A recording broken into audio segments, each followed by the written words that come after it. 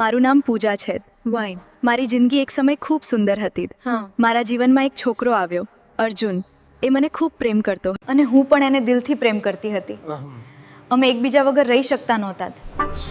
પણ એક દિવસ અચાનક એ મારી જિંદગીમાંથી ગાયબ થઈ ગયો.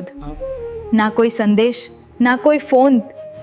મેં એને શોધવાનો ઘણો પ્રયાસ કર્યો, પણ એ ક્યાંય મળ્યો નહીં. મારું દિલ તૂટી ગયું. સમય પસાર થતો ગયો. હું ધીમે ધીમે આગળ વધવા લાગી. પણ અંદર ક્યાંક એની યાદ હજી જીવતી હતી. એક દિવસ હું બસ સ્ટેન્ડ પર ઊભી હતી. ત્યારે અચાનક પૂજાત,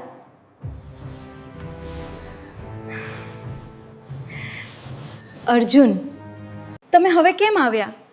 મારે તને છોડવું નહોતું, પણ મારી પાસે કોઈ વિકલ્પ નહોતો. મારા ઘરમાં મોટી મુશ્કેલી આવી હતી. મારે બધું છોડવું પડ્યું, પણ મેં ક્યારેય તને ભૂલ્યો નથી. હું નિશ્શબ્દ રહી ગઈ. હું એને ભૂલી ગઈ હતી એમ માની બેઠી હતી. પણ જ્યારે એ ફરી મારા સામે આવ્યો ત્યારે બધું ફરી જીવતું થઈ ગયું. મારું દિલ કહે એને માફ કરી દોત, પણ મારો બુદ્ધિ કહે ફરી દુઃખ થશે. થોડો સમય શાંતિ છવાઈ રહી. ક્યારેક પાછા આવવાથી બધું ઠીક નથી થતું. અને હું ત્યાંથી ચાલી ગઈ. મારી આંખોમાં આંસુ હતા જ.